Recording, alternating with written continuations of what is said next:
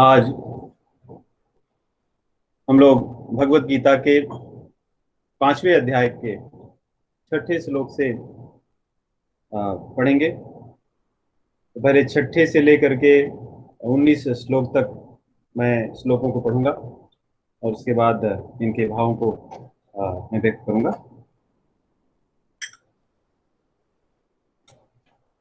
संन्यासस्तु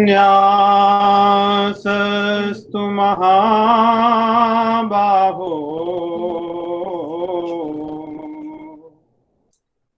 दुःखमाप्तुमयो गतः योगयुक्तो मुनिर्ब्रह्म न चिरेणाधिगच्छति।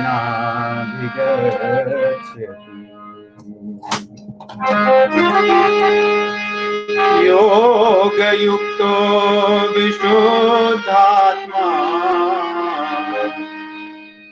विजितात्मा जितेन्द्रियः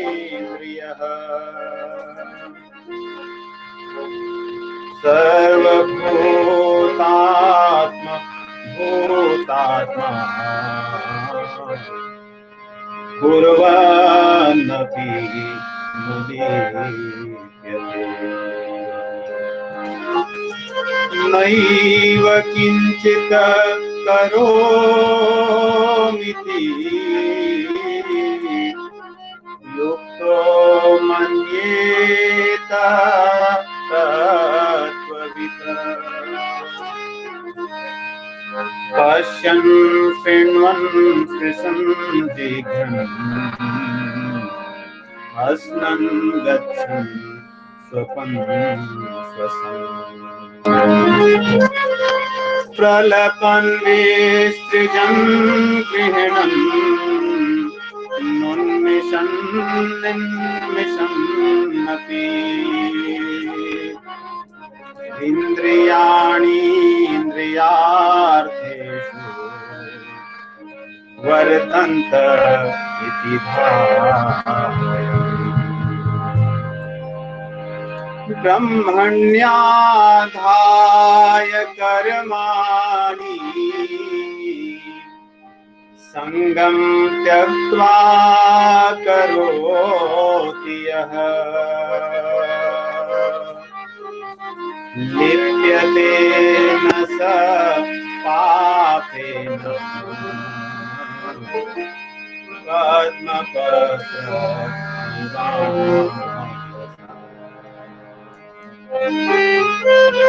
कायेन मनसा बुद्ध्या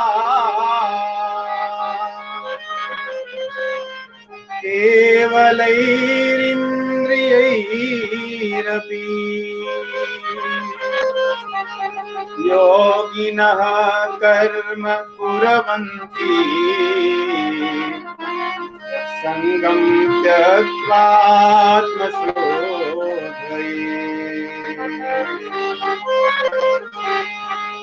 युक्तः कर्मफलं त्यक्त्वा शान्तिमाप्नोति नैष्ठिकीम्। अयुक्तः कामकारेण फले सक्तो निबध्यते।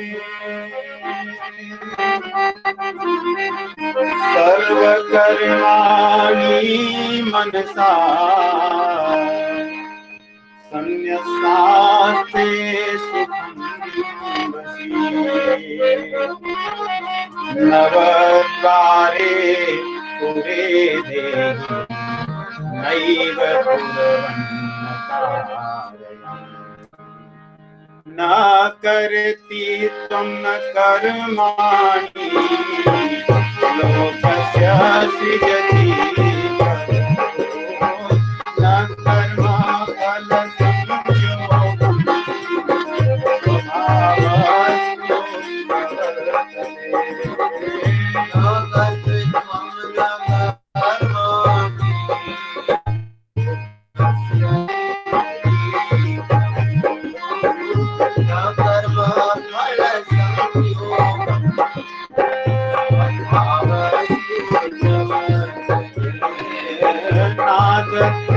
कस्यचित् पापं चैव सुकृतं विदुः अज्ञानेनावृतं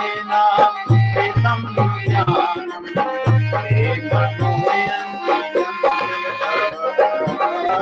नादते कस्यचित् पापं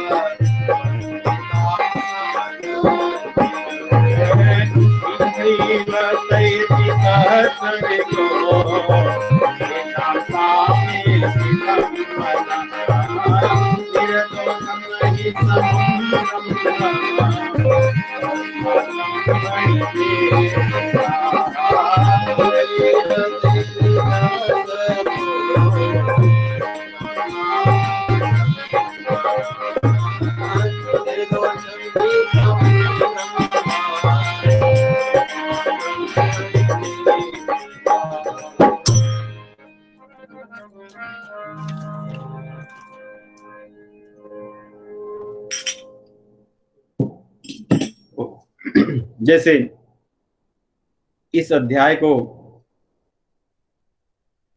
कर्म संन्यास योग ऐसा नाम दिया गया है, तो इसमें कर्म की भी बात है और संन्यास की भी बात है, या कर्म संन्यास अगर उसको एक ही शब्द माने तो उसकी बात है। तो पिछली बार हमने देखा इसके आरंभ में अर्जुन भगवान से प्रश्न करते हैं कि आपने जो दो मार्ग बताए, संन्यास और कर्म, अर्थात ज्ञान योग और कर्म योग, इससे मेरा कल्याण कौन से मार्ग से होगा, किससे होगा? तन्मे ब्रूहि सुनिश्चितम, उसको आप मुझे निश्चित करके बताइए, क्योंकि आप अगर बता दोगे तो मेरे लिए आसान होगा, तब मेरी बुद्धि भ्रमित नहीं होगी। क्योंकि जहां भी विकल्प होता है दो, तो कुछ तो एक में अच्छाई होती है और एक में कम अच्छाई होती है, तभी तो विकल्प होता है। फल हो सकता है उतना ही हो, जैसे भोजन करते समय हम बैठे तो तृप्ति होना फल है कि भोजन करने के बाद में तृप्त हो गए। अब उसमें कोई कम खा सकता है, कोई अधिक, कोई कम नमक, कोई अधिक नमक, कोई कम मीठा, कोई अधिक मीठा, कोई कम तीखा, कोई अधिक तीखा, कोई कम कसाय, कोई अधिक कसाय। इस प्रकार स्वाद को व्यक्ति अपनी रुचि अनुसार लेता है तो विकल्प बनते हैं, विकल्प होते हैं। वैसे ही भगवान इतने उदार हैं, इतने दयालु हैं क्यों जीव को कभी बाध्य नहीं करते कि तुम्हें ये ही करना है। अपने तक पहुंचने के लिए उन्होंने अनेक मार्ग बताए, लेकिन यहां पे याद ये रहे कि मार्ग भगवान ने बनाए। कई बार हम लोग इसी का बहाना लेकर अपना स्वयं का मार्ग बनाते हैं और कहते हैं कि भगवान के पास ये भी मार्ग जाएगा। ऐसा नहीं, भगवान ने मार्ग जीव को बताए, और उन मार्गों में अर्जुन कह रहे हैं कि मुझे कौन सा मार्ग चुनना चाहिए, क्योंकि समय के अनुसार, काल के अनुसार, देश के अनुसार, परिस्थिति के अनुसार, जीव की रुचि अरुचि के अनुसार मार्ग अलग हो सकते हैं, लेकिन उद्देश्य तो एक ही होना चाहिए, भगवत धाम गमन, संसार से छूटना, संसार में अरुचि उत्पन्न हो और भगवान में रुचि उत्पन्न हो, मन में प्रसन्नता का भाव बढ़े, शांति का अनुभव हो, ये लक्षण है, यही उद्देश्य है। तो भगवान अगर निश्चित करके बता दें स्थिति के अनुसार, क्योंकि यहाँ पे भगवान को अर्जुन ने अपना गुरु मान लिया है, नहीं, शिष्यस्ते हम स्वाधिमान त्वाम प्रपन्नम, पहले ही उन्होंने भगवान को गुरु मान लिया है, इसलिए बार बार उनको कहते हैं कि आप मुझे बताइए कौन सा मार्ग मेरे लिए उचित होगा। गुरु उस वैद्य की तरह होता है जो रोगी की नाड़ी को पकड़ता है, उसकी जांच को करता है, और दवाइयां तो उसके पास बहुत होती हैं, उनमें से चुनता है कि ये दवाई आपको इतनी ही मात्रा में खानी है, इतने दिनों तक खानी है, इससे आपका रोग दूर होगा। वैसे ही प्रत्येक जीव अपने संस्कारों, अपने प्रारब्ध, अनेकानेक जन्मों में किए हुए अपने पाप पुण्य शुभ अशुभ जो कर्म है, उसके कारण संसार में भटक रहा है। उसकी स्थितियां अलग हैं, हर जीव का अपना अपना एक तरह से कमाई हुई गठरी है, वो लेकर ढोता है। तो गुरु रूपी जो वैद्य हैं, वो उस गठरी को देख के समझ जाते हैं कि तुम्हें किस चीज की आवश्यकता है, क्या मार्ग तुम्हारे लिए उचित होगा। तो यहां पे अर्जुन यह भी उदाहरण प्रस्तुत कर रहे हैं कि भगवान से कहते हैं ब्रूहि सुनिश्चितम ते मम, उस बात को मुझे निश्चित करके बताओ जिससे मेरा श्रेय होगा, जिससे मेरा कल्याण होगा। और यही भाव हमें होना चाहिए कि कई बार ऐसे लगता है कि हम भी देखा देखी कुछ चीजें करते हैं और कई बार तो जीवन बीत जाता है। जैसे एक ओवर द काउंटर मेडिसिन होती है नहीं और एक प्रिस्क्राइब्ड मेडिसिन होती है। तो ओवर द काउंटर का सबको पता है कि क्या है, कभी कभी हानि भी होती है, कभी कभी ठीक भी रहता आदमी, लेकिन वास्तव में जब रोग का निदान तो प्रिस्क्राइब्ड मेडिसिन से ही होता है। तो हम लोग भी कभी कभी ओवर द काउंटर की चीजों में लगे रहते हैं और कई बार वो चीजें साइड इफेक्ट भी बहुत कर जाती हैं, और वैद्य के पास, डॉक्टर के पास जाने में देरी हो जाए तो साइड इफेक्ट हमारे जीवन भी ले लेती है। ऐसे बहुत से देखने सुनने को मिलते हैं।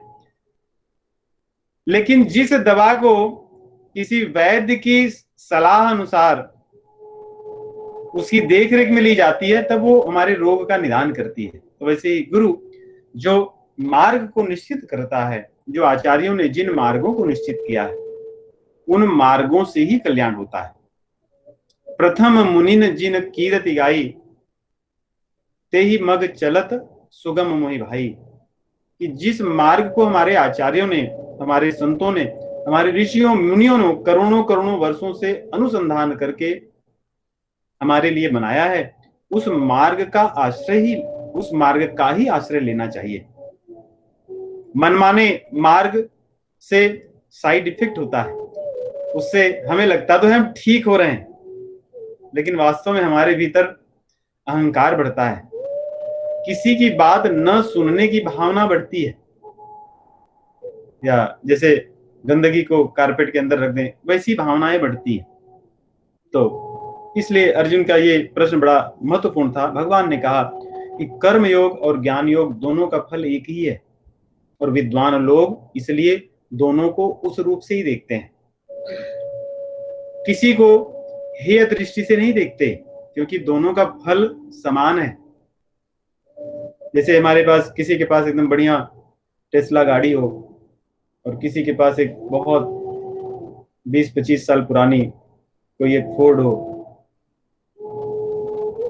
दोनों चलेंगी, काम तो कर लेंगे, लेकिन एक में सुगमता है, एक में कठिनाइयां हैं, एक में संभावनाएं खतरे की अधिक हैं, एक में कम है। वैसे ही इस सांख्य योग और कर्म योग की बात समझाते हुए भगवान कहते हैं कि हे अर्जुन, अयोगतः दुखम आप्तुम, बिना कर्म योग के संन्यासः तु महाबाहो दुखम आप्तुम, यदि तुम कर्म योग का आश्रय नहीं लोगे तो केवल ज्ञान से बड़ी कठिनता होगी संन्यास को प्राप्त करना। यहाँ पे अलग भाव भी ले सकते हैं कि संन्यास मतलब ब्रह्म भी होता है, जिसमें ऋषियों ने अपने सब चीज अर्पित कर दिया हो, वो ब्रह्म। या संन्यास का मार्ग ज्ञान मार्ग भी ले सकते हैं संन्यास का अर्थ। तो कहते हैं कि बिना कर्म योग के ज्ञान मार्ग कठिन होगा, और जो लोग कर्म योग का आश्रय लेकर के अपने कर्मों को भगवान को अर्पित कर चुके हैं, उनको बड़ी शीघ्रता से शांति प्राप्त हो जाएगी, या उनको बड़ी शीघ्रता से भगवान प्राप्त हो जाएंगे। क्यों? क्योंकि जीव, देखिए, हमारे पास शरीर है, शरीर का स्वभाव ही है कुछ न कुछ करना। हम इसको बांध कर रखने का प्रयास करेंगे, बहुत कठिन है। कर सकते हैं, ऐसा नहीं कि असंभव नहीं है, संभव है, परंतु बहुत कठिन है। भगवत गीता में एक यहाँ पर और दूसरा 12वें अध्याय में भी भगवान ने इस बात को कही है, क्लेशोधिक तरस्तेषाम, कहते हैं बहुत कठिन मार्ग है। और हमारे गोस्वामी तुलसीदास जी ने तो इसके ऊपर 3 दोहे बड़े सुंदर लिखे हैं, पूरे 3 के 3 दोहे ही उत्तरकांड में 115, 16, 17, कि ज्ञान मार्ग बड़ा कठिन है। हम कुछ न करके केवल ऐसे अपने मन को नियंत्रित रखें कि अब मुझे ये नहीं करना है, वो नहीं करना है, और ऐसा हम करते हैं नहीं। न्यू ईयर रिजोल्यूशंस कुछ लोगों के कुछ दिन चलते हैं, फिर नहीं।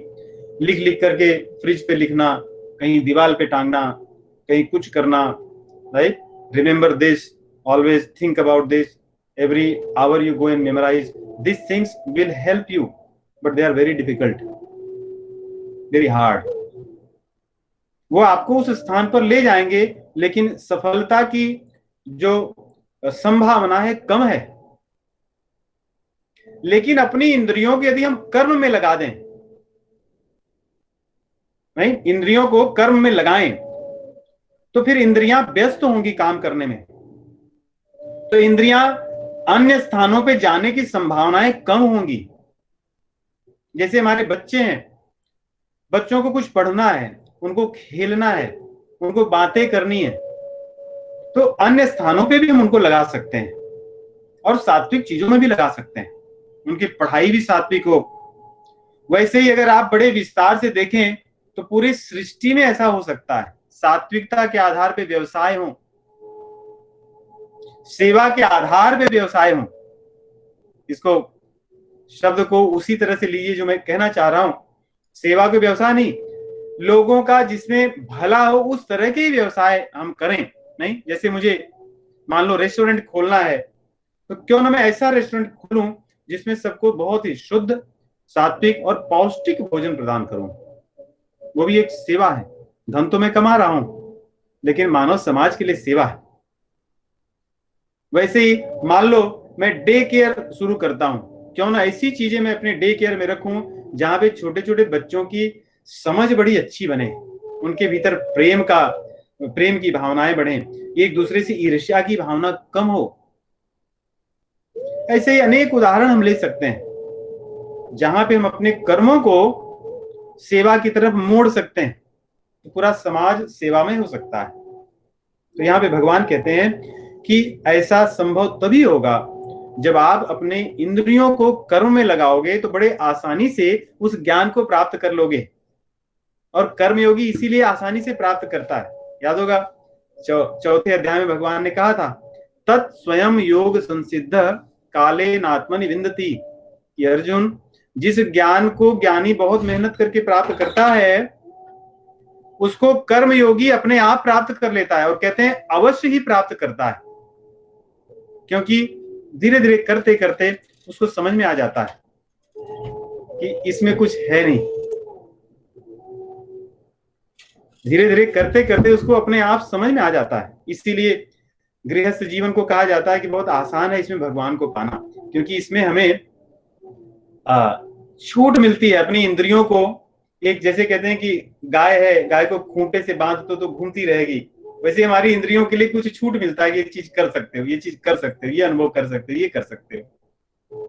लेकिन गृहस्थ आश्रम में न आए जीव केवल अपनी इंद्रियों को नियंत्रित करना चाहे, बहुत कठिन है, असंभव की तरह है।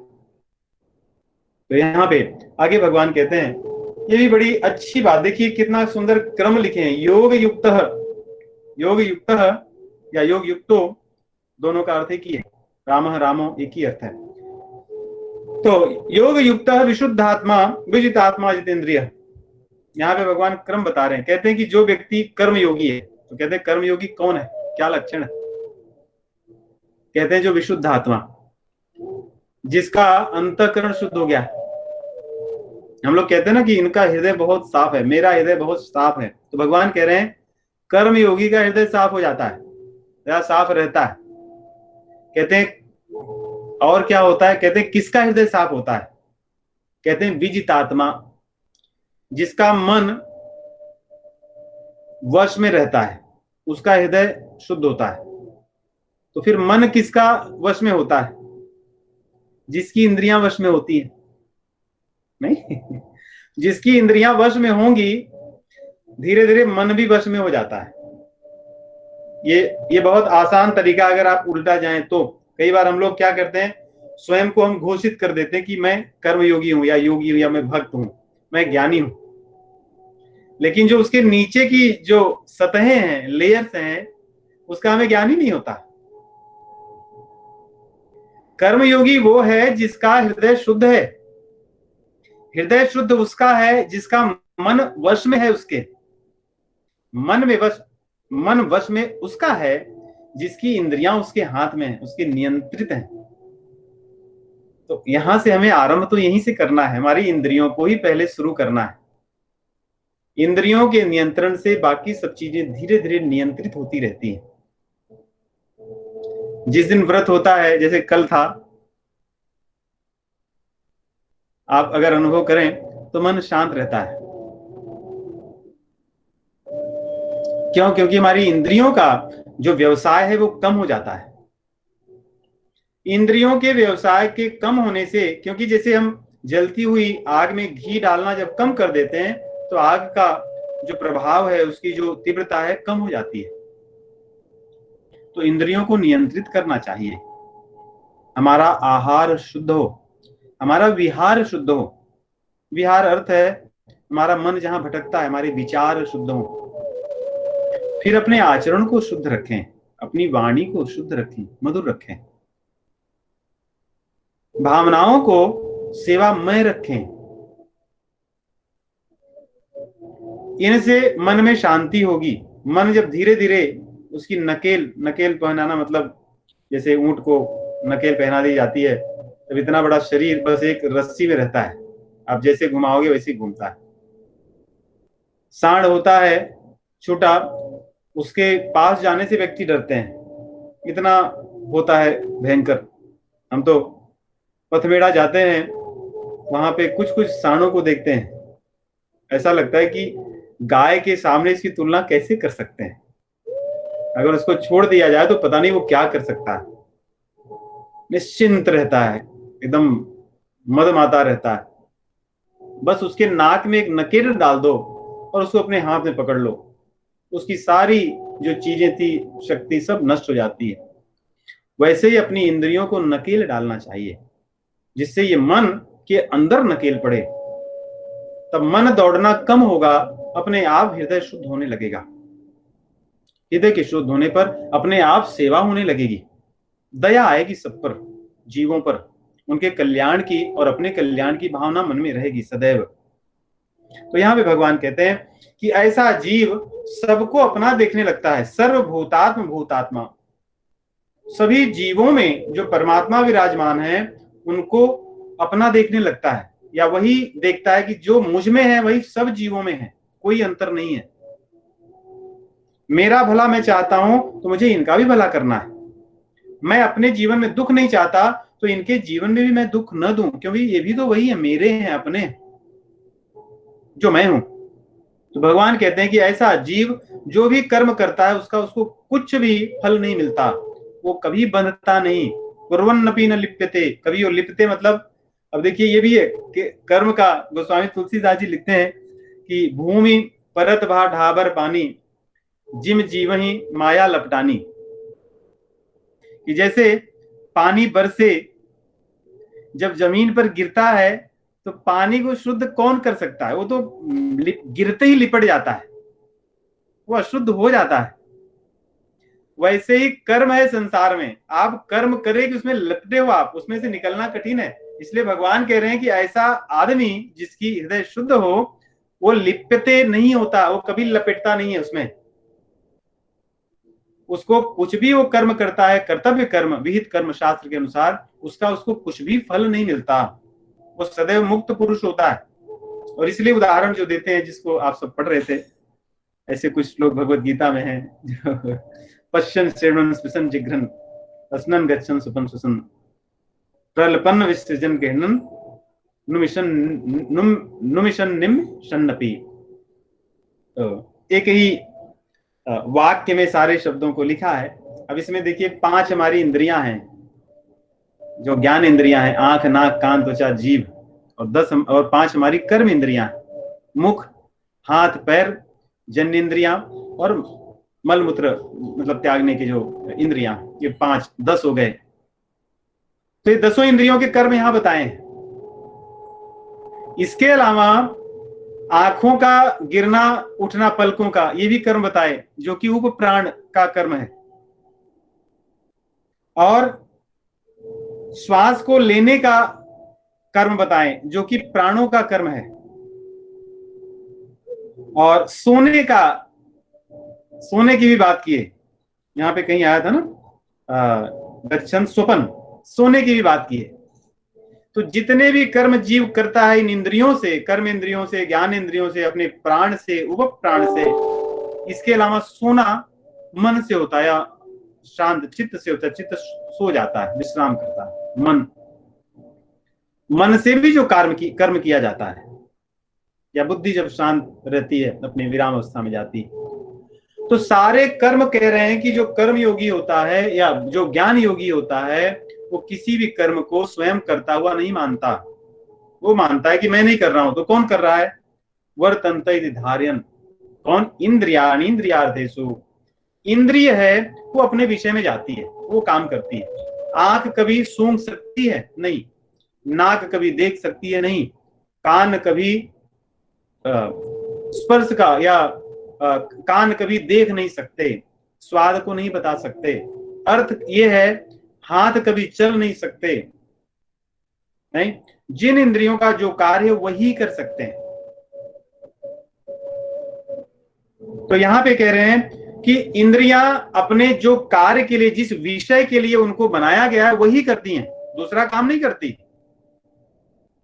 जैसे हमारी बुद्धि है, बुद्धि का काम देखिए, इस शरीर के उसके नीचे मन को देखती है वो, और इंद्रियों को देखती है, इसके अलावा वो ऊपर नहीं देख पाती। अहंकार को देखना बड़ा कठिन होता है बुद्धि को, इसीलिए कहते हैं जब तक विवेक नहीं उपजता तब तक अहंकार हमें पता नहीं चलता कि हमारे पास अहंकार है। कितना भी हम कहें कि मैं अहंकारी नहीं हूं, ये हूं वो हूं, जब तक विवेक नहीं उत्पन्न होगा अहंकार नहीं दिखता, क्योंकि बुद्धि की क्षमता है वो उसके अपने ऊपर की चीजों को नहीं देख पाती, अपने नीचे की चीजों को देखती है। हर इंद्रियों का अपना एक विषय है, अपनी एक सीमा है।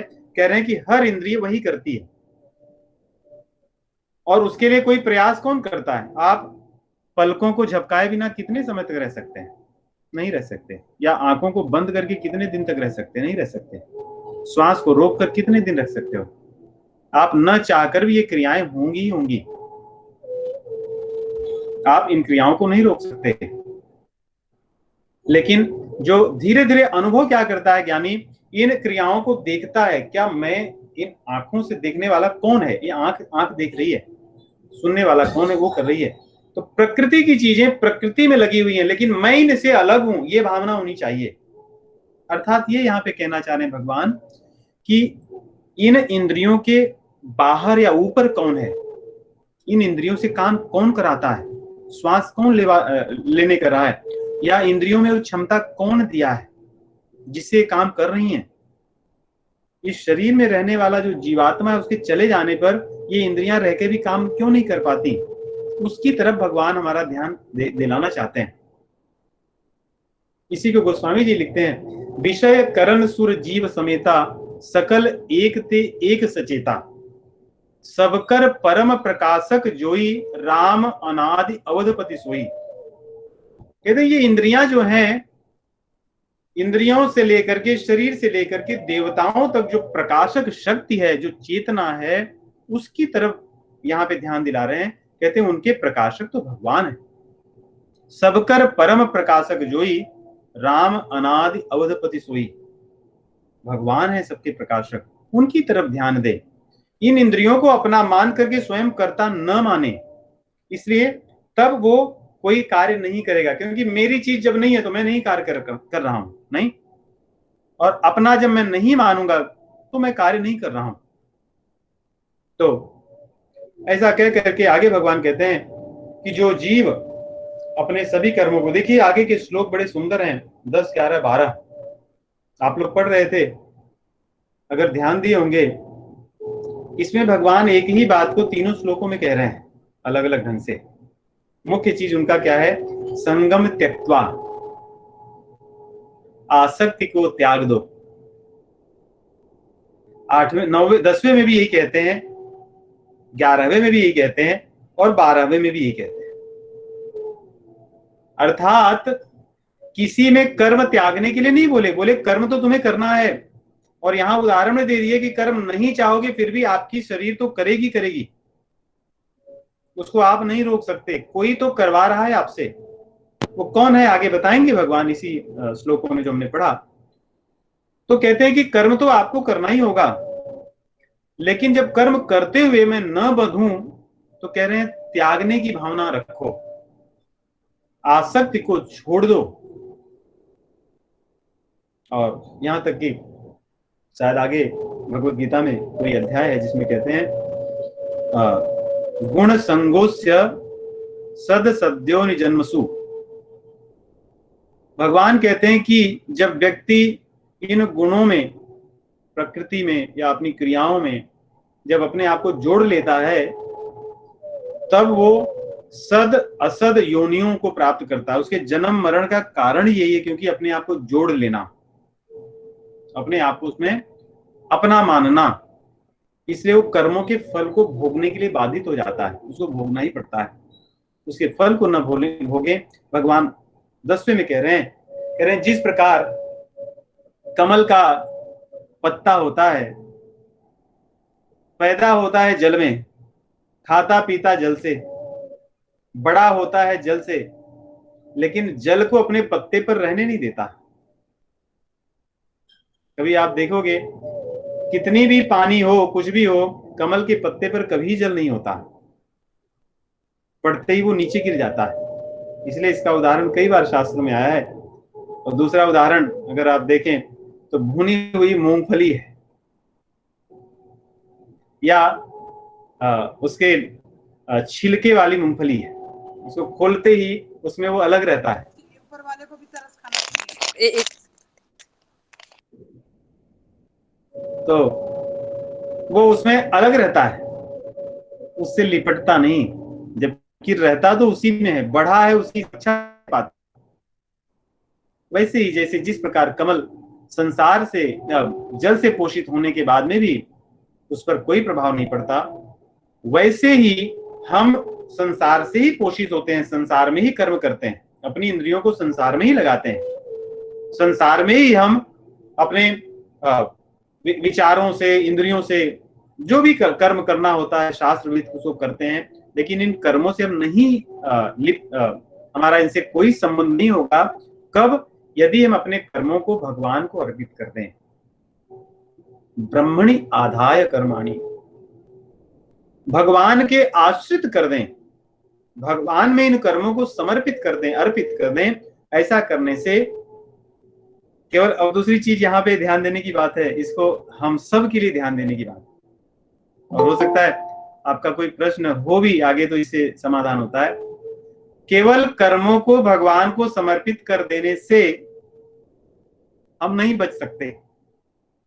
इसलिए भगवान ने कहा है संगम त्यक्त्वा करोति है, मुझे तो समर्पित करो लेकिन उसमें तुम्हारी आसक्ति ना हो। कभी कभी ऐसा होता है ना कि मैंने किया, मैंने ये कर दिया, मैंने तो भगवान के लिए वो कर दिया, मैंने उनके लिए ये कर दिया, अपने कर्म को मैंने उनको समर्पित कर दिया। ये जो भावना जब तक रहेगी, इस तरह की आसक्ति जब तक होगी, तब तक भगवान कह रहे हैं तब तक तू पाप ही करता रहेगा। क्योंकि ये यहाँ पे शब्द सुनने देखने की बात है। भगवान ये नहीं कह रहे हैं कि पाप और पुण्य, भगवान कह रहे हैं पाप। इसका मतलब ये है कि हम जब तक अपने कर्मों को अपना मानते रहेंगे, उसका अंततः जो फल है पाप ही है। क्योंकि पुण्य कुछ दिन के लिए मिलता है और फिर पाप अधिक समय के लिए मिलता है जीवन में। हम अपना भी अगर जीवन देखें, ये मतलब नहीं कि हमारे पास धन संपत्ति कितनी है, कितने वैभव हमारे पास है, लेकिन जीवन में दुख ही अधिक समय तक होगा। ये सत्य है हर व्यक्ति के जीवन का। किसी भी धनवान व्यक्ति या किसी भी निर्धन व्यक्ति के जीवन को आप लीजिए, किसी भी बहुत बड़े पद पर बैठे व्यक्ति और कभी भी पदहीन व्यक्ति की आप अगर विश्लेषण कीजिए, उसके जीवन में दुख ही अधिक समय तक होता है। इसलिए यहां भगवान कह रहे हैं मुझे समर्पित तो करो, परंतु उनमें अपनापन मत रखो। कई बार हम लोग गाते हैं ना, अब सौंप दिया इस जीवन का सब भार तुम्हारे हाथों में। लेकिन हम लोग सौंप तो देते कहते हैं और कुछ हद तक सौंपते भी हैं, लेकिन एक अपना भी पकड़े रहते हैं। मेरा, मैं, मेरी बुद्धि, मेरा ज्ञान, मेरी भक्ति, मेरी सेवा, मेरा ये, मेरा वो, मेरे दादा, मेरे परदादा, इन सब चीजों के कारण ही हम बंधे रहते हैं। तो भगवान कह रहे हैं कि ऐसा तो करो, परंतु आसक्ति को त्याग करके। और आसक्ति किससे त्यागो? मन से, इंद्रियों से, बुद्धि से, शरीर से, हर चीज से आसक्ति हो। आपके भीतर जो भी अच्छे गुण हैं, जो भी कमियां हैं, सब भगवान को समर्पित करने के पश्चात अपने विहित कर्म को करने से कभी पाप नहीं लगता, मतलब कभी पुण्य भी नहीं मिलता। क्योंकि ये पाप पुण्य के ऊपर की बात है। जब बेड़ियां कट जाती हैं, न तो लोहे की जंजीर लगती है और न तो सोने की मणि जटित जंजीर लगती है, जंजीर हट जाती है। तो और कहते हैं कि ऐसा करने से, अब देखिए जिस बात को भगवान कह आए थे 7वें श्लोक में, उसको 11वें श्लोक में कह रहे हैं कि आत्म शुद्धि कैसे होगी? आत्म शुद्धि तभी होगी जब, फिर से वही कह रहे हैं कि इंद्रियों से, बुद्धि से, मन से और शरीर से कर्म करते हुए मुझको समर्पित करेगा। इनसे कर्म करते हुए किसी भी चीज को अपना नहीं मानेगा, सब कुछ आसक्तिहीन होकर करेगा। कई बार हमें अपने शरीर का भी अभिमान होता है, जिस कुल में हम जन्मे हैं और जैसी हमारे शरीर की बनावट है, इन सब चीजों से भी हमारे भीतर अभिमान होता है। अगर हमारा शरीर बहुत कुछ ऐसे कर्म कर लेता है जो अन्य नहीं कर पाते, वो भी अभिमान का द्योतक होता है। बुद्धि से भी कई बार हम औरों से विलक्षण होते हैं संसार में, तो हम उसके लिए भी लोगों को मूर्ख समझते हैं। ये सारी भावनाएं संसार में बंधन करने वाली है। तो भगवान यहाँ पे कह रहे हैं कि सब चीजों से जो जीव मुक्त होकर के मुझको समर्पित करके कर्म को करता है, उसकी आत्मशुद्धि हो जाती है और मन में आता है। तो फिर उसका फल क्या है? उसका फल बताते हैं, युक्त कर फलम त्यक्त्वा शांति मापनोति नैष्ठिकीम् अयुक्त काम कारेण फले सत्तो निबध्यते। उसी बात को दो तरह से कह रहे हैं भगवान कि जो कर्म योगी होगा, जो अपने जीवन में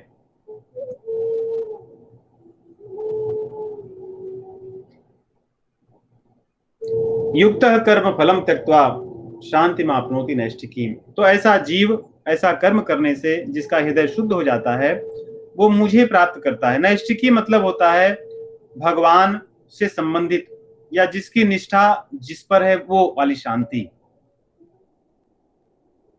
शांति तो हमें संसार में भी मिलती है कभी कभी, नहीं जैसा मुझे बहुत आज मन बहुत शांत है, कोई अच्छा काम हो गया, कभी किसी को धन मिल गया, किसी की प्रशंसा हो गई, किसी को अच्छी अच्छी चीजें उसकी इच्छा अनुसार हो गई, तो मन में शांति तो मिलती है, लेकिन वो क्षणिक शांति होती है। वास्तव में वो शांति नहीं होती, वो कामनाओं के अभाव की अनुभूति होती है। नहीं, जैसे कोई कामना है कि ये मेरा काम हो जाए, जैसे ही वो काम पूरा होता है तो मन शांत हो जाता है, मतलब उस समय वो कामना नहीं है, तो कामना न रहने के कारण वो शांति होती है। और वही अगर कामना न रहे सदैव तो शांति सदैव रहेगी, लेकिन कुछ क्षण के बाद में फिर एक नई कामना आके बोलती है कि हेलो, नॉक करती है, I am here, please help me. तो यहां पे भगवान कह रहे हैं कि जिसका आत्म शुद्ध हो जाता है उसको वास्तव में शांति मिलती है। नहीं, अगर आप देखो कई बार लोग कहते हैं मेरा हृदय शांत है, मेरा मन शांत है, लेकिन 10 मिनट के बाद में फिर बहुत सी बातें करने लगते हैं, अपने दुखड़ा बताने लगते हैं, अपनी चीजें बताने लगते हैं। क्यों? क्योंकि मन शांत वास्तव में नहीं है, लेकिन वो चाह तो रहे हैं शांत, इसलिए कहते हैं मेरा मन शांत है, चाहता हूं शांत हो जाए। कुछ समय शांत होगा फिर अशांत हो जाता है, लेकिन ये नैष्ठिकीय शांति भगवान कह रहे हैं जिसकी आत्म शुद्धि हो जाती है उसका हृदय वास्तव में शांत होता है, क्योंकि वो परमात्मा का अनुभव करता है। सर्वत्र सब में उसका प्रेम भाव प्रकट हो जाता है, राग और द्वेष निकल जाते हैं, तू मैं नष्ट हो जाता है, अपना पराया का भेद नष्ट हो जाता है, तब उसको सर्वत्र शांति ही शांति दिखने लगती है। और कह रहे हैं कि अगर जो व्यक्ति ऐसा नहीं होगा तो क्या होगा? तो वो कामनाओं में विचरण करता होगा, मुझे ये चाहिए, मुझे वो चाहिए, मैं ये चाहता हूँ, मैं वो चाहता हूँ, वो ऐसे हैं, ये ऐसे हैं, वे लोग बड़े अच्छे थे, ये लोग तो बड़े बुरे लोग हैं, वहां ही अच्छा था, यहाँ तो पता नहीं क्या है, मैं क्या सोचकर ये किया था, क्या हो गया। तो इस तरह की जो भावनाएं, द्वंद्व भावनाएं सदैव क्यों होती हैं? क्योंकि व्यक्ति कामनाओं के वशीभूत होता है।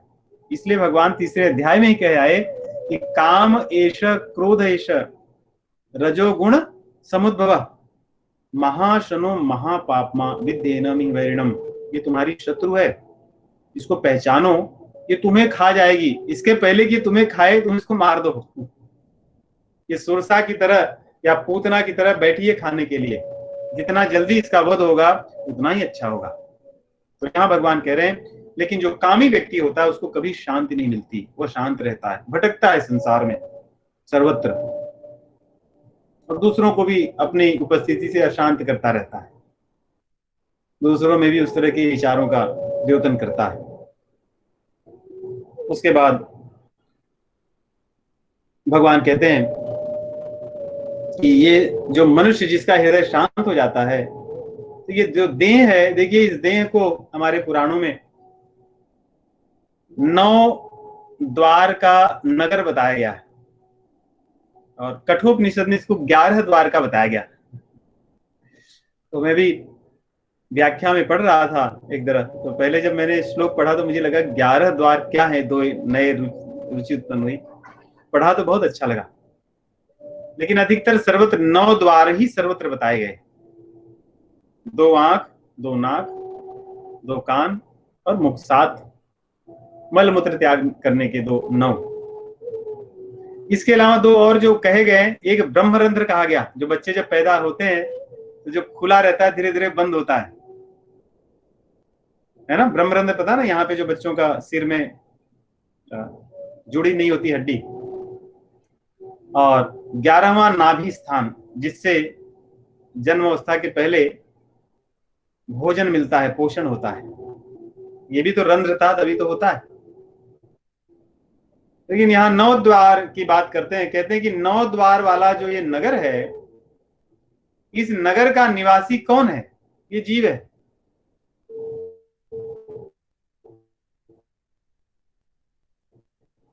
जब इस शांत हो जाता है, शांति का अनुभव करने लगता है, वशी कहते हैं, जिसने अपनी इंद्रियों को नियंत्रित किया है, अंतःकरण जिसके वश में है, शांत है, वो जीव सभी कर्मों को करता तो है, लेकिन मन से उनको अपना कर्ता नहीं मानता, और इसलिए इस नगर में आराम से रहता है, निश्चिंत होकर। नवद्वारे पूरे देही नैव कुर्वन्न कारयन्। अगर कोई नगर हो, उस नगर के जितने दरवाजे हों, सब दरवाजे नियंत्रित हों, पता है कि कौन यहां से आक्रमण कर सकता है, कौन नहीं कर सकता, तो उसमें रहने वाले लोग जो है नगरवासी शांति से रह सकते हैं। और कोई नगर हो जिसके किसी दरवाजे से कभी कोई कुछ भी बम फेंक दे, कभी कोई गोली चला दे, कभी कोई कुछ कर दे, कभी कोई शत्रु दौड़ा आए, तो उस नगर में रहने वाले लोग भी अशांति से रहते हैं कि पता नहीं कब क्या हो जाए, क्या होगा किसी को नहीं पता। वैसे ही शरीर में यदि हमारी इंद्रियां नियंत्रित न हो, तो चले जा रहे हैं ड्राइव करते, ऐसे सब कुछ बढ़िया चल रहा है, और अचानक कहीं से दिखा होर्डिंग कि 80% ऑफ, पे आफ्टर 2 years। और कोई आपके मनपसंद की चीज हो, जो भी आप चाहते हो, तुरंत मन और सब चीजों से जो चल रहा था सब भटक करके अब उसमें सोचने लगे क्या करें, कैसे करें, क्या करूं, और लोगों से चर्चा करने लगे, यहाँ पे 80% आप क्या करना चाहिए, मैं तो ऐसे सोचता हूँ, आप क्या सोचते हो, आपने किया था क्या था। जो आपकी जो चल रही थी विचारधारा, वहां से रुक के कहीं और चली गई, और ये सब कर ही रहे थे कि मान लो आपने ले भी लिया, और उसके बाद कुछ पता चला कि आप जब अपना क्रेडिट चेक करवा रहे थे तो उसमें कोई फ्रॉड हो गया, तो फिर आपकी दिशा फिर वहां से उसके सुख को छोड़ के कहीं और भटक गई, कहीं और लटक गए, फिर वहां से कुछ हुआ, फिर आगे चले कुछ और हुआ। तो ऐसे ही ये 9 जो हमारे द्वार हैं, ये अगर ऐसे ही अशांत होंगे, इसमें हम कहां से कभी सुखी रह सकते हैं। इसलिए भगवान कह रहे हैं वशी, जिसने अपने इंद्रियों को वश में कर रखा है, उनके वश में नहीं है। क्योंकि तीसरे अध्याय में कहे थे ना कि कार्य थे अवश्य कर्म, कि जो जीव सामान्य होता है वो विवश होकर के काम करता ही करता है, लेकिन यदि आप अपनी इंद्रियों को नियंत्रित कर लो, तो आपके सभी कर्म नियंत्रित होंगे, तब इस शरीर में रहते हुए भी आप शांति से रह सकोगे, मन विचलित नहीं होगा। थोड़ा अंधेरा लग रहा है आप लोगों को? नहीं भैया, ठीक है बिल्कुल। तो यहाँ पे और दूसरी चीज ये कहते हैं कि नैव कुर्वन्न कारयन्, न तो कार्य करने से उसको अशांति मिलती है, बल्कि उसको आनंद ही मिलता है, और न तो कार्य करवाने से। कभी कभी ऐसा भी होता है ना कि कार्य करना और करवाना दोनों होता है। जैसे सूर्य देवता हैं, उनके आने पर ही बहुत से कार्य शुरू होते हैं, और जाने पे बहुत कार्य शुरू होते हैं। उनके आने पे भी पाप पुण्य के कार्य होते हैं, उनके जाने पे भी पाप पुण्य होते रहते हैं, नहीं? सब मदिरालय उनके जाने पे ही खुलते हैं, और उनके आने के पहले बंद हो जाते हैं। और ऐसी बहुत सी पाप पुण्य की चीजें सूर्योदय के समय और सूर्यास्त के बाद भी होते हैं। तो क्या उसका पाप पुण्य का फल उनको थोड़ी मिलेगा? जब सूर्य देवता आए थे इसलिए ऐसा कार्य हुआ, उसका फल उनको मिलेगा, वो नहीं आते तो नहीं होता, ऐसा नहीं है।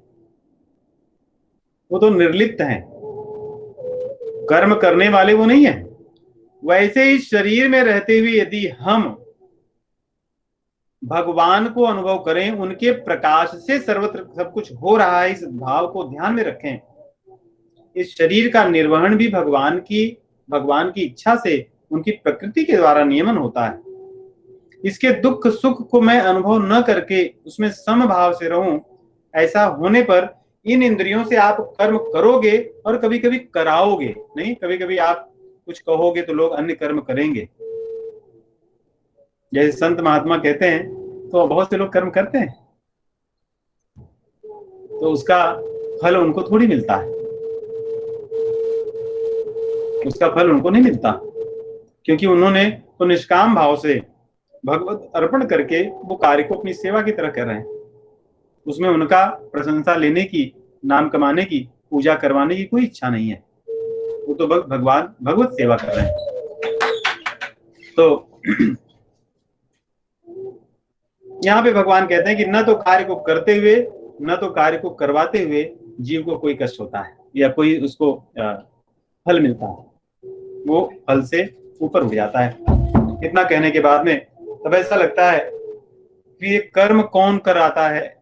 नहीं, अगर जीव नहीं करता उसका फल कौन देता है? और करने वाला कौन है? फिर प्रश्न उठता है कि भगवान कह रहे हैं कि करने वाला तू नहीं है, कर्म के फल को तू मत ले, और कर्ता भी खुद मत मान, और कर्मों से तू लिप्त नहीं हो, बाहर हो जा, निर्लिप्त हो जा। तो फिर ये हैं कौन ये लोग? तो भगवान कहते हैं मैं तो भाई न तो कर्ता को बनाता हूं, न तो कर्ता मानता हूं खुद को, न तो कर्ता से मेरा कुछ लेना देना है, न तो कर्म से लेना देना है, और न तो कर्म के फल से मेरा लेना देना है। भगवान कह रहे हैं स्वभावस्तु प्रवर्तते, जो प्रकृति है, प्रकृति सब कुछ करती है, वही काम भी करती है, वही कर्म भी है, और वही उसका कर्म का फल भी देती है। ऐसे माने जैसे दो तरह की चीज यहां कह रहे हैं भगवान। स्वभाव, स्वभाव एक तो भगवान कह रहे हैं मेरा स्वभाव, मतलब भगवान का स्वभाव प्रकृति है। कहते हैं मेरी जो प्रकृति है वही सब करती कराती है, मैं नहीं कुछ करता कराता, मैं तो आराम से आनंद में रहता हूं, सच्चिदानंद घन, मुझे इन सब चीजों से कुछ लेना देना नहीं, मैं निर्लिप्त रहता हूं। या जीव का स्वभाव जैसा होता है उसके अनुसार वो कर्म करता है, उसके अनुसार वो फल पाता है, उसके अनुसार वो स्वयं को कर्ता मानता है या नहीं मानता। ये स्वभाव भगवान का या प्रकृति है या जीव का स्वयं का स्वभाव है जो कर्म करता कराता है। और जब भगवान कह रहे हैं कि जब मैं न कुछ करता हूं न कराता हूं तो इसका पाप पुण्य भी मैं नहीं लेता, ना दत्ते कशिचित पापम न चेवि सुकृतम विभु। कहते हैं मैं विभु, भगवान कहते हैं स्वयं को कि मैं इसका सृष्टा भले हूं, इस पूरी सृष्टि को मैं ही जानता हूं, मैं ही चलाता हूं, मेरे से ही इसका नियमन होता है, परंतु इसके पाप पुण्य को मैं नहीं लेता। पाप पुण्य तो जो करने वाला है वो लेगा, मेरा क्या लेना देना है। और कहते हैं फिर जीव को पता क्यों नहीं चलता, जीव को पता क्यों नहीं चलता कि भैया पाप पुण्य कर्ता मानने से होता है, कर्म फल को स्वयं भोगने की भावना से होता है, भोक्ता बनने से होता है, स्वामी बनने से होता है। तो कह रहे हैं क्योंकि जीव सदैव अज्ञान में रहता है। अज्ञानेनावृतम ज्ञानम तेन मुह्यन्ति जन्तवः। भगवान की वाणी यहाँ पे थोड़ी हम सभी के लिए एक तरह से कहते हैं कि थोड़ा क्या शब्द कहूं मैं, पशु का शब्द। भगवान कहते हैं जंतु हैं ऐसे लोग, जो व्यक्ति अज्ञान में रहता है, भगवान कह रहे हैं वो जंतु है। जंतु मतलब पशु है। जैसे पशु होता है अपनी इच्छा से जो मन में आया वो करता है, कोई विवेक थोड़ी होता कि वो सोचेगा कोई कार्य करने के पहले। भूख लगी खा लिया, मेरा है या उसका है किसका पता नहीं, खा लिया बस। कहीं कोई कुछ दिखा उसको मारना है मार दिया, ऐसे ये पशुओं का स्वभाव है। तो भगवान यहाँ कह रहे हैं कि अज्ञानेनावृतम ज्ञानम तेन मुह्यन्ति जन्तवः। जिन जीवों का, जिन जीवात्माओं का जिस ज्ञान की मैं चर्चा कर रहा हूं, उस ज्ञान से जो अनभिज्ञ जीव हैं वे पशु की तरह हैं। ये ऐसे अज्ञान से मोहित हुए हैं, उनको कुछ पता नहीं चलता। इसीलिए कई बार ऐसी चीजें हमारे शास्त्रों में आई है और कई बार हमने इसकी चर्चा भी की है। कहते हैं कि जो पशु तो वही है शास्त्र के अनुसार जो आहार निद्रा भय मैथुनम च सामान्य में तत् पशु भी नराणाम। कि आहार निद्रा भय मैथुन ये पशु और मनुष्य में एक ही समान है, दोनों वैसे ही करते हैं। धर्मो ही तेषाम अधिको विशेष, इनमें जो मनुष्य है उसमें धर्म ही एक ऐसी चीज है जिसके कारण वो पशु से अलग माना जाता है। धर्मो ही तेषाम अधिको विशेष विशेषो धर्मेण हीना पशु भी समाना, धर्म के बिना, विवेक के बिना मनुष्य पशु ही है। वही बात यहां पे भगवान कह रहे हैं कि पशु है, तेन मोहयंती जंतवः, उसको मैं पशु मानता हूं। और यदि उसको ज्ञान हो जाए तो ज्ञान होने में समय नहीं लगता, ज्ञान होने पर अज्ञान को नष्ट होने में समय नहीं लगता। जैसे करोड़ों जन्मों से हम सब इस अज्ञान में पड़े हैं, तभी तो अभी तक इस बंधन में पड़े हैं। लेकिन हमारा सौभाग्य औरों से थोड़ा अलग है कि हमने कभी न कभी किसी जन्म में सत्संग की तरफ सत्संग की ओर, भगवान की ओर अपने गाड़ी के हत्थे को, स्टीयरिंग को थोड़ा सा घुमा दिया होगा, और इसीलिए सत्संग में रुचि है। बस अंतर इतना है कि हमने उस चीज को मान लिया है कभी न कभी, या तो इस जन्म में या तो पिछले जन्मों में, कि ये अज्ञान है, मुझे ज्ञान की तरफ जाना है, भगवान की तरफ जाना है। उसी का फल है कि हम सत्संग में हैं। तो यहां पे भगवान कह रहे हैं ज्ञानेन तु तदज्ञानम येषाम नाशितमात्मनः तेषाम आदित्यवत् ज्ञानम प्रकाशयति तत्परम, कि जब जीव के हृदय में अज्ञान नष्ट हो जाता है। देखिए भगवान कहीं गए नहीं हैं, यहीं पर। हम जैसे सूर्य देवता होते हैं लेकिन बादल के कारण हम दर्शन नहीं कर पाते, लेकिन हैं तो, वैसे ही भगवान तो हैं ही, लेकिन हम उनकी तरफ नहीं, दूसरी तरफ मुंह किए बैठे हैं। या मान लो कि भगवान रूपी मणि हमारे घर में पड़ी है, लेकिन वहां पर अंधेरा छाया है। अब जैसे ही अंधेरे को हम नष्ट करेंगे, जैसे ही प्रकाश आएगा, तुरंत भगवान तो थे ही, ये ज्ञान तो था ही, बस वो ढका था, जिसकी चर्चा भगवान चौथे अध्याय में किए थे। ज्ञाने नामृतम, कहते हैं कि धूमे ना व्रियते वहनी यथा दर्शो मलेन च यथोल्बेना वृत गर्भस तथा तेने दमावृतम। जिस प्रकार आग तो रहती है लेकिन बाहर से जो धुआं है वो उसको ढके रहता है, दर्पण तो होता है लेकिन उसके ऊपर मैल जम जाने से दर्पण में हम देख नहीं पाते। दर्पण होता है, जो गर्भ होता है, जो जीव होता है, गर्भ में ढका रहता है आवरण से, उसका अनुभव कठिन होता है, हम उसको सही सही जान नहीं पाते कैसा है। वैसे ही भगवान तो है ही, परंतु इस अज्ञान के कारण वो ज्ञान ढका है। भगवान रूपी जो ज्ञान है, प्रकाश, वो ढका हुआ है। तो जैसे ही अज्ञान नष्ट होगा, भगवान जो थे वो है ही है वहां पर, तब हम उनका अनुभव कर लेंगे। इसलिए जो अपनी कामनाओं से दूर हो जाएंगे, कामनाएं नष्ट हो जाएंगी, कामनाओं को भगवान की तरफ लगा देंगे, तो भगवान जो हमारे तरफ बैठे हमारी प्रतीक्षा कर रहे हैं, तब हम उनको देख पाएंगे।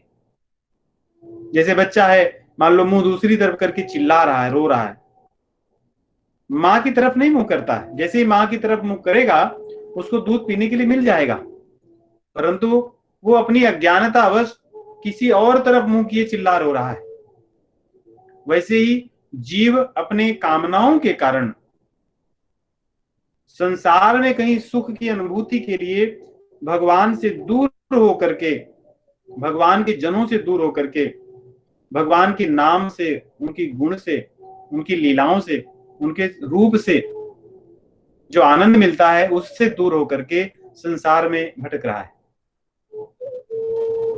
भगवान कहते हैं जैसे ही उसको ज्ञान होगा, येषाम आदित्यवत् ज्ञानम, जैसे यहाँ पे आदित्य का नाम लेते हैं। सूर्य के आने पर अंधकार को नष्ट होने में बहुत घंटों नहीं लगता, तत्क्षण नष्ट होता है।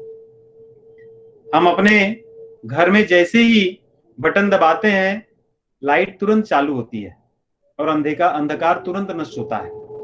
वैसे ही जैसे ही अज्ञान नष्ट होगा, जैसे ही अपने जो भगवान ने बताया कि अंतःकरण शुद्ध होगा, तुरंत ही भगवान की अनुभूति होगी, भगवान को हम जान सकेंगे। और कह रहे हैं, देखिए यहां पर इस अध्याय में या इस प्रकरण में अगर आप ध्यान देंगे, भगवान बार बार एक बात को कई ढंग से कह रहे हैं। जिस बात को उन्होंने 7वें अध्याय में 7वें श्लोक में कहा था कि योग युक्त विशुद्ध आत्मा विजित आत्मा जितेंद्रिय, उसी बात को देखिए यहां दूसरे ढंग से कह रहे हैं, तद बुद्धय तदात्मानम तन्निष्ठा तत्परायणा। कह रहे हैं कि भगवान को पाना ये ऐसा नहीं कि हम अपने ये करते ही रहेंगे और हमें ये भी कर लेंगे, ये करते रहेंगे तभी भी अभी भी कर लेंगे, ऐसा नहीं होगा। आपके पास जो इंद्रियां हैं, जो मन है, जो बुद्धि है, आपकी जो निष्ठा है, सब कुछ भगवान में लगाना होगा। हम ऐसा नहीं कर सकते कि ओ चलो मैं, ये तो मेरा आंख देख रही है, मेरे को क्या करना है, मैं इससे कुछ मेरा प्रभाव नहीं पड़ता। ऐसे भी लोग मिलेंगे आपको, मेरी आंखें देखती हैं, सुनती, कान सुनता है, लेकिन मैं तो मन में एकदम अलग चीजें सोचता हूँ। ये तो मेरी जीवा है, मुख है, खाना है, जो खा लेता हूँ, लेकिन मैं उससे अपना कुछ लेना देना नहीं रखता। लेकिन भगवान की बात अगर देखिए, तद बुद्धयस तदात्मानम, इंद्रियों की बात छोड़ दो, कह रहे हैं बुद्धि को मुझ में लगाना चाहिए। तद बुद्धया कहते हैं कि बुद्धि भी उसमें ही लगे। और आत्मानम जहां पे शब्द आता है, अधिकतर मन का उसका अर्थ होता है, कहते हैं मन भी उसमें लगे, मन बुद्धि दोनों लगे। इसलिए पहले बुद्धि को कहे फिर मन को कह रहे हैं, क्योंकि बुद्धि मन की नियामक होती है। बुद्धि चाहे तो मन को रोक सकती है, क्योंकि मन जब कुछ करता है बुद्धि को पता रहता है कि ये गलत तो है, लेकिन ठीक है, वो आज्ञा दे देती है, कर ले। तो भगवान कह रहे हैं बुद्धि भी मुझ में लगे, मन भी मुझ में लगे, और तन निष्ठा तत्परायणा, हमारी निष्ठा भी भगवान में लगे। निष्ठा संसार में रख करके भगवान को नहीं पा सकते। भगवान में निष्ठा रख करके संसार के अपने कर्तव्यों को कर सकते हैं, लेकिन संसार में निष्ठा करके हम कर्तव्यों को करके संसार को ही पाएंगे। क्योंकि जब संसार में निष्ठा होगी तो प्रेम तो संसार से ही बनेगा, सुख तो वहीं से लेने की इच्छा होगी, कष्ट तो उसी के लिए सहेंगे। जैसे धन में निष्ठा होती है तो धन को कमाने के लिए कितने पापड़ बेलते हैं, कोई आसान काम थोड़ी है धन कमाना, कोई आसान काम नहीं है। लेकिन क्यों हम करते हैं? क्योंकि हमारी निष्ठा है उसमें, उसके सुख में हम स्थित हैं कि हाँ ये हमें आनंद देता है। भगवान कह रहे हैं निष्ठा भी मुझ में हो, परायणता भी मुझ में हो। परायणता मतलब करने को आतुर, या इसका पर अयण भी अर्थ है कि मतलब मुझ में ही आने की आतुरता हो, परात्पर जो परब्रह्म है वहां पर जाने की इच्छा हो, उनको पाने की, उनको देखने की। जैसे हम अनादिकाल से, या मान लो अभी कोरोना काल चल रहा है, अपने स्वजनों से नहीं मिले हैं, सब कुछ ठीक हो जाएगा तो हर आदमी को लगेगा नहीं मैं एक बार मिल आता हूं, माता से, पिता से, भाई से, बंधु से, पति पत्नी से, बच्चों से मिल आता हूं, एक बार बहुत दिन हो गए मिले। एक आतुरता होगी मन में, कितने दिन हो गए भगवान से मिले नहीं, कितने जन्म बीत गए, आज भी वो हमारी कितनी सेवा करते हैं, हमारा कितना ध्यान रखते हैं, वही तो वास्तविक हमारे अपने। क्या कभी उनसे मिलने की आतुरता होती है? वो आतुरता भगवान कहते हैं कि तत्परायणा, मेरे प्रति परायणता हो उसकी। ऐसा जीव गच्छन्त्य पुनरावृत्तिम ज्ञान निर्धूत कल्मषाः, ऐसा जीव फिर अपुनरावृत्ति को प्राप्त करता है, मतलब पुनरावृत्ति को छोड़ पाता है। जन्म मरण का जो चक्कर है, 84 लाख योनियों का जो चक्कर है, उससे तब वो छूट जाता है। और ज्ञान निर्धूत कल्मषाः, और इस ज्ञान के कारण उसके जो पाप है वो नष्ट हो जाते हैं।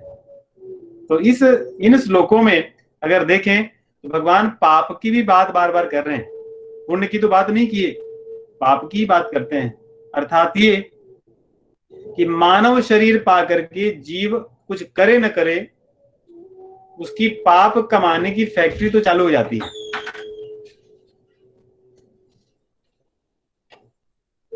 पीछे कर दो, दिख नहीं रहा।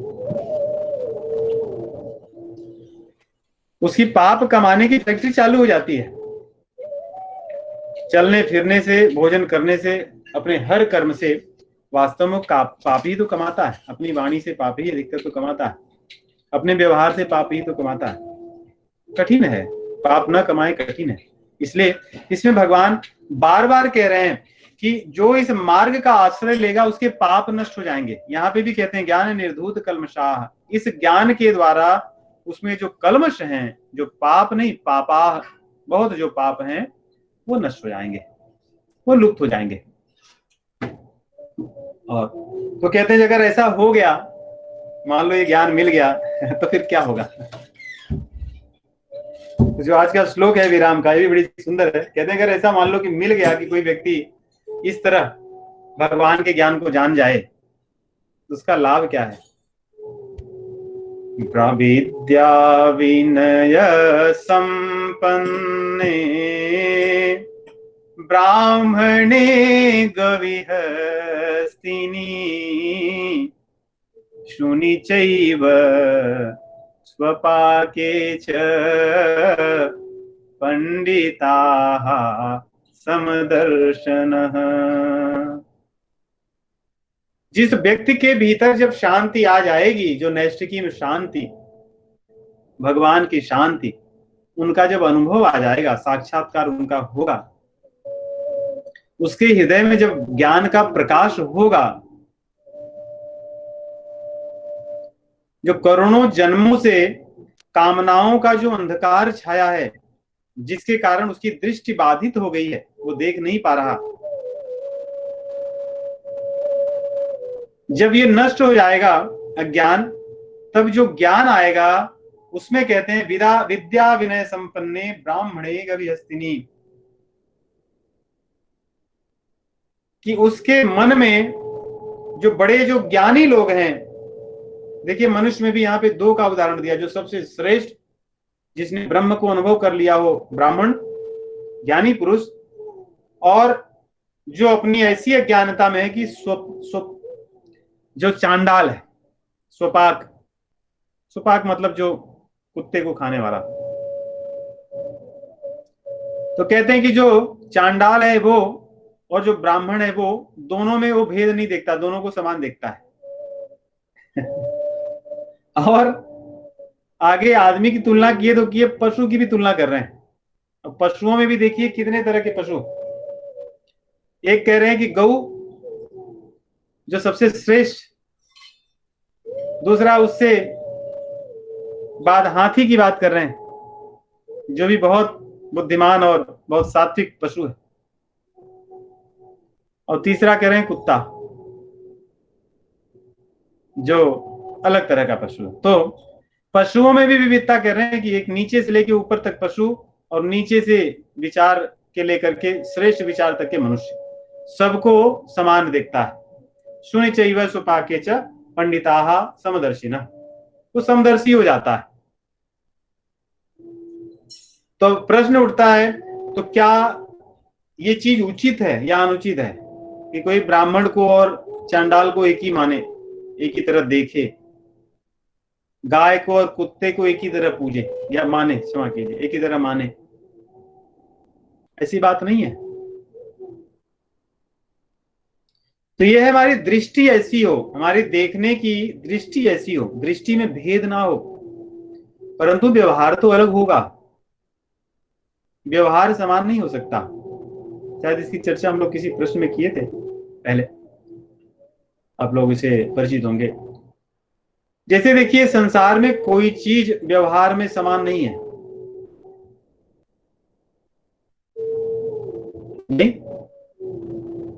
सूर्य देवता आते हैं, सबको समान रूप से तो देते हैं, लेकिन जो नॉर्थ पोल और साउथ पोल में रहते हैं उनके लिए, और जो विश्वत्पृत के पास रहते हैं उनके लिए आते तो हैं समान रूप से, लेकिन किसी को अधिक ठंडी, किसी को अधिक गर्मी मिलती है,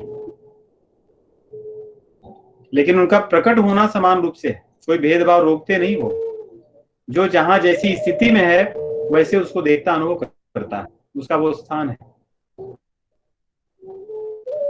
जल भी गिरता है, बरसता है, अलग अलग स्थानों में अलग अलग रहता है। कुएं का जल शुद्ध होता है, वहीं छोटे छोटे गड्ढों का जल अशुद्ध माना जाता है। व्यवहार में अशुद्धि हो जाती है, जल तो वही है। उसी प्रकार हम अपने शरीर को देखें, शरीर में अगर कहीं भी चोट लग जाए तो हम सबका देखते तो समान रूप से हैं, सबको ठीक करने का प्रयास करते हैं। ऐसा नहीं चलो मेरे नाखून कट गया तो आई डोंट केयर, और ये हो गया तो आई डोंट केयर। केवल ये जब समस्या होगी then I will start worrying about. या पेट में दर्द है तो मैं कुछ नहीं करता, आंख में दर्द है ठीक है मैं जाऊंगा, दांत में दर्द है तो मुझे कुछ लेना देना नहीं है, कान में पीड़ा हो रही तो ठीक है मैं कर सकता हूं, सोच सकता हूं डॉक्टर के पास जाने का। ऐसा नहीं होता। सब अंग अलग अलग हैं, लेकिन सभी अंगों की सेवा भाव से और सभी के दुख को दूर करने का भाव जो है वो समान है, उसमें भेदभाव नहीं है। परंतु भेदभाव भी है। जैसे अब हाथ से हाथ को छू कर कोई हाथ थोड़ी धोएगा,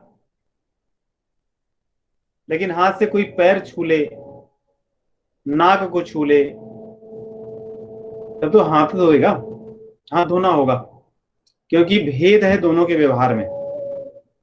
ऐसा नहीं कह सकते कि मेरी शरीर है तो मैं पैर भी छूंगा तो मैं कुछ नहीं मानता,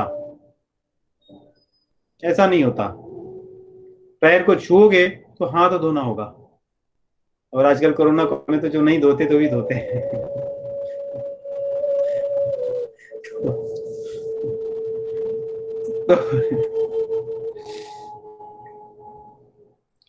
तो कह रहे हैं यहाँ पे कि जिसको एक ज्ञान जिसके भीतर उदित हो जाएगा, वो जीव का व्यवहार इस तरह हो जाएगा। तब वो अपने व्यवहार में भले भेद को देखे, परंतु उसकी दृष्टि में भेद नहीं रह जाता। दृष्टि में तो सर्वत्र वही परमात्मा दिखते हैं, वही भगवान दिखते हैं, उनकी करुणा दिखती है, उनकी सृष्टि दिखती है, उनके जन दिखते हैं, उनके अतिरिक्त कुछ नहीं दिखता। जो दुख में सुख में लगे हुए सभी लोगों के दुखों को देखकर वो अपना ही दुख मानता है, सभी लोगों के सुख को अपना सुख मानता है। ये उसकी भावना बदल जाती है। वहां पे वो समदर्शी होता है, दूसरों के सुख में उत्सव मनाता है और दूसरों के दुख में वो दुखी होकर के दुख को बांटने का, दूर करने का प्रयास करता है। जैसे हम अपने दुख को कितना दूर करते हैं, कुछ हो जाए तो हम अपने दुख के लिए कितना प्रयासरत रहते हैं। वैसे ही जो भगवान का जन है वो दूसरों के दुखों को दूर करने के लिए वैसे ही प्रयास करता है जैसे अपने दुख को दूर करता है। तो ये भावना उसकी होती है। व्यावहारिकता में अलग होता है। ऐसा नहीं कि हम चांडाल और ब्राह्मण आए तो दोनों को दंडवत करके प्रणाम करेंगे, नहीं करेंगे। व्यवहार हमारा अंतर होगा। और कुत्ता दिखे और गाय दिखे तो दोनों की पूजा करें, नहीं। गाय का दूध पी सकते हैं, कुत्ते का थोड़ी पिएंगे। तो बहुत अंतर है व्यावहारिकता में। तो वैसे ही संसार में भले जो जीव होगा वो सर्वत्र भगवान के अतिरिक्त कुछ नहीं देखेगा। बुरे लोगों में भी, जैसे गोस्वामी जी की हम लोग इसमें पढ़ रहे हैं अपनी, भले उपोच सब विधि उपजाए। कहते हैं कि जब भक्त देखता है तो उसको लगता है कि अच्छा हो या बुरा हो, भगवान की सृष्टि में वो किसी न किसी कारण से भगवान ने उनको उपजाया है, कुछ तो कारण होगा। तो ये भावना बदलती है। कहते हैं आगे इस प्रकार यही वह तैर्जितः सर्गो येषाम साम्ये स्थितं मनः निर्दोषम ही समम ब्रह्म तस्माद् ब्रह्मणि ते स्थिताः। इस तरह समान भावना जब जीव के भीतर हो जाती है तब मृत्यु के बाद वो मुक्ति नहीं पाता। कह रहे हैं इह एव, इस शरीर में ही, तैहि जितः, तैहि मतलब किससे, किसके द्वारा, जो पिछले श्लोक में कहा है कि जिस ज्ञान से, कहते हैं वो ज्ञान जब हो जाता है तो उस ज्ञान के द्वारा, उस सिद्धि के द्वारा, उस भगवान की अनुभूति के द्वारा जो जीव है वो इस शरीर में ही और साम्य स्थितम मन, और जिसका मन समानता में, समता में स्थित हो गया है। दूसरे अध्याय में था ना, योग समत्वम योग उच्यते योगस्सः कुरु कर्माणि संगम त्यक्त्वा धनंजय, कि कहते हैं कि समता में रहो, सुख और दुख को समान भाव से अनुभव करने की आदत डालें। लगती चीजें कठिन, देखिए हम लोग 5वें अध्याय में हैं, दूसरे अध्याय से बात आरंभ हुई थी। ऐसा कोई सत्संग का प्रकरण नहीं आया जब इस बात को हमने नहीं पढ़ा। कई बार ऐसा न लगने लगे कि ये तो केवल कहने और सुनने की बात है, ये अनुभव की बात होनी चाहिए, और ये संभव है, असंभव नहीं है। आज भी इस धराधाम पर बहुत से ऐसे संत हैं, महात्मा हैं, योगी हैं, तपस्वी हैं, गृहस्थ हैं, जिन्होंने इन चीजों को अपने जीवन में धारण किया है। हम धीरे धीरे इसका अभ्यास करें, अभ्यास करने पर ये चीज हमें सामान्य लगने लगेगी। नहीं तो ऐसे सुनने में लगता है कि मेरे ख्याल से ये ऐसा संभव नहीं है, लेकिन ऐसा नहीं है, ये चीजें संभव हैं। भगवान की कृपा से हमारा जब हृदय उदार होगा, तो कहते हैं ना, उदार चरिता नाम तू वसुधैव कुटुंबकम। हमारा जब, हमारे हृदय में जब उदारता आएगी, हमारे हृदय में जब शांति आएगी, भगवत कृपा की अनुभूति होगी, तो हमें सुख दुख में तब अंतर नहीं होगा। वैसे ही जैसे जो बच्चे छोटे खिलौने के लिए बचपन में लड़ते थे, आज उन पर हंसते हैं कि एक समय ऐसा था, मैं ऐसे कर रहा था, मैं अपने भाई से ऐसे लड़ता था, बहन से ऐसे लड़ता था, मैंने अपने माता पिता से ऐसे झगड़े किए थे, ऐसे चिल्लाए थे। क्या उस समय जब चिल्लाए थे, लड़ते झगड़ते थे, उसमें उनके जीवन में वो सबसे महत्वपूर्ण चीज थी। और कई बार बच्चे बड़े हो जाते हैं, लेकिन वो झगड़े अभी तक भी रहते हैं। ऐसे भी परिवार है, बच्चे बड़े बड़े हो गए, लेकिन भाई बहनों में बातचीत नहीं। कैसी विडंबना है, बचपना अभी तक चलता रहा। तो लेकिन ज्ञान हो जाने पर वो चीजें स्वयं में हमें लगने लगता है कि मैं कैसा मूर्ख था। वैसे ही अभ्यास करते करते जिनको हम अपना मान बैठे हैं और जिनको पराया मान बैठे हैं, ये अपनी दिखने लगेंगी, इनमें भेद नष्ट हो जाएगा, क्योंकि इसमें हम सब में भगवान को देखेंगे जो हमारे अपने हैं। जैसे कोई नाटक हो, नाटक में मान लो किसी के घर के 10 लोग हैं, 10 लोगों ने कोई ना कोई उसमें भाग लिया है।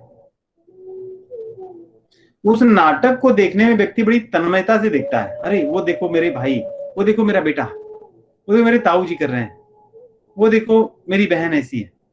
उसको किसी की बुराई नहीं लगेगी, उसको सब अपने लगेंगे। थोड़ा अगर कुछ गड़बड़ भी हो जाएगा तो कोई बात नहीं, अच्छा किया, लेकिन बढ़िया था। उसमें हमें कमी देखने की आदत ही नहीं होगी। केवल एक कारण है कि उनमें सब लोग को मैं अपना मानता हूं, मेरे अपने। वैसे ही, और वो उसको हम लोग आजकल संसार में कहते हैं ना कि हमारा रक्त का रिश्ता है, शरीर का रिश्ता है। वैसे ही भगवान का रिश्ता मान लें, हम सब भगवान के जन हैं, उनके अलावा और कौन है। तो सब अपने लगने लगेंगे, तो फिर अपनों में क्या है, अपनों में क्या द्वेष, अपने परायों में कैसा भेद। फिर तब तो सर्वत्र भगवान ही दिखेंगे। तो यहाँ करें, ये शाम साम्य स्थितम मनः, जिसके मन में, या जिसने अपने मन को शांति में स्थापित कर दिया, समता में स्थापित कर दिया है, उस जीव के मन में वो, या उसका वो जीव भगवान में ही स्थित रहता है, क्योंकि भगवान समता में ही तो रहते हैं, शांत हैं। शांताकारम भुजग शयनम कहते हैं हम लोग ना, कि भगवान तो शांत हैं। शांतम शाश्वतम अप्रमेयम अनघम गिरवाण शांति प्रदम, सुंदरकांड में आरंभ ही होता है वहीं से। जो भगवान शांत है, तब वो भगवान को अनुभव करेगा, क्योंकि भगवान में ही स्थित होगा। वो अपने आप को सदैव भगवान में स्थित पाएगा, अपना आश्रय भगवान को मानेगा। तो यहां पर मैं विराम लूंगा। ये 19वां श्लोक था। इसके आगे अगली बार हम लोग 20 से 5वें अध्याय का विराम करेंगे। ये भी छोटा ही अध्याय है भगवत गीता में, और ये इसकी बात चलती रहेगी 6ठे अध्याय तक। इस तरह की बातें भगवान अर्जुन को अलग अलग दृष्टांत देकर समझाएंगे, ज्ञान की, कर्म की, और ज्ञान और कर्म योग की, और बीच बीच में भक्ति की भी बात भगवान करते हैं। जैसे हमने पढ़ा था आज इसमें श्लोक था, ब्रह्मण्याधाय कर्माणि संगम त्यक्त्वा करोति यः। भक्ति भाव से भगवान यहाँ पे कह रहे हैं कि जीव को ब्रह्मणी मतलब अपने आप को कह रहे हैं कि मुझ में अर्पित करे, मुझ में सभी कर्मों को अर्पित करे, मेरे आश्रित हो। तो हर अध्याय में भगवान, ऐसा लगता है कि कर्म योग नाम तो है कि कर्म संन्यास योग, परंतु हम जिस दृष्टि से देखें, मैंने प्रयास किया कि कर्म और ज्ञान की बातें बता करके, लेकिन उसको मैं भक्ति मार्ग से ही, भक्ति प्रधानता से ही मैंने उसको बताया, जिससे हम सब आसानी से पालन कर सकें। गृहस्थ जीवन में जिस देश काल परिस्थिति में हम जी रहे हैं, देखिए भगवान अगर स्वयं किसी चीज को कठिन बताते हैं तो हम लोग कौन है उसको सरल मानने वाले।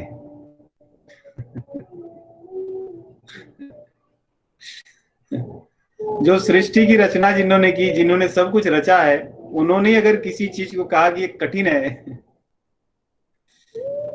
तो हमें ज्यादा फिर अपना बुद्धि न लगा करके उसको कठिन मान लेना चाहिए उसी समय, और अपनी क्षमता को भी देखनी चाहिए, मेरी क्षमता क्या है, मेरी योग्यता क्या है।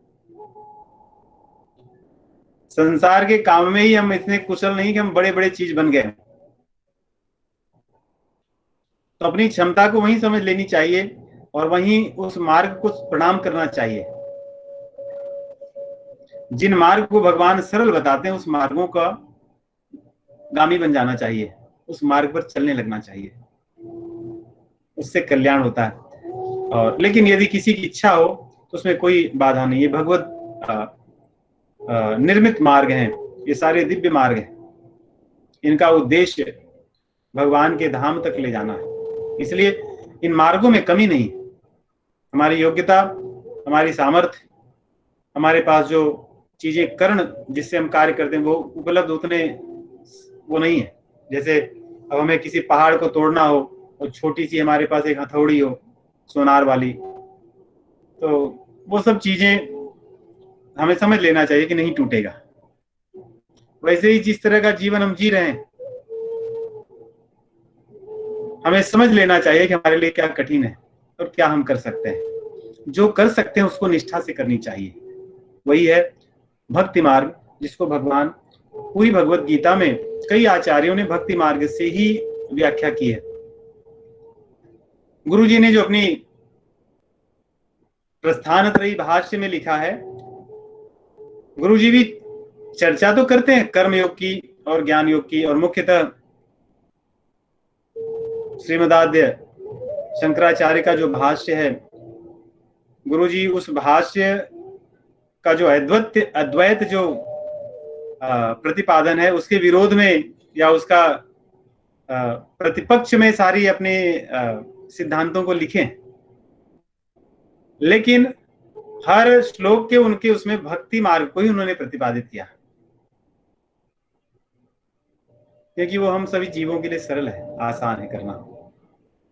तो यही मैं रुकूंगा और आप लोगों के प्रश्नोत्तर लूंगा। उसके पहले हम लोग प्रसंकीर्तन करेंगे। सीताराम सीताराम सीताराम सीताराम सीताराम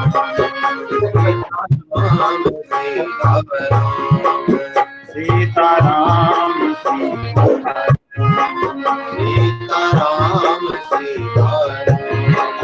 सीताराम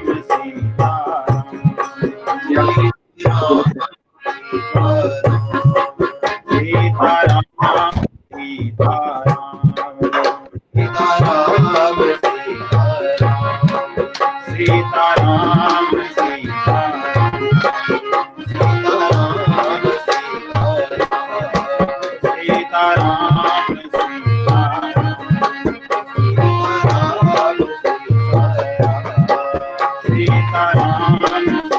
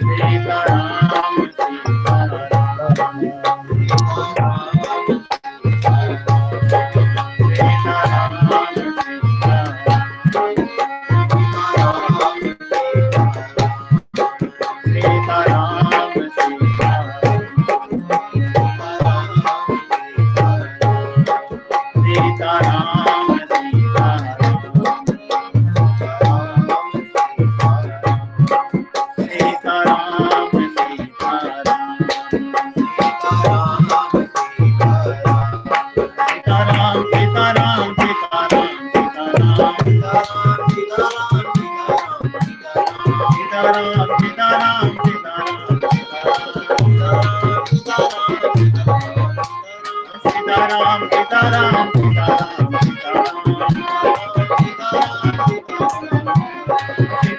सीताराम सीताराम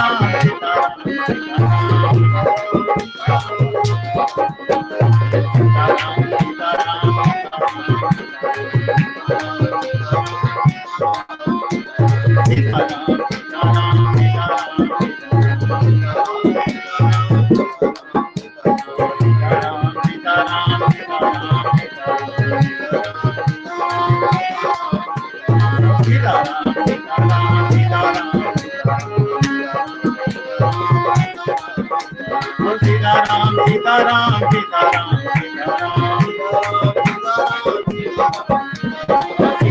सीताराम सीताराम सीताराम सीताराम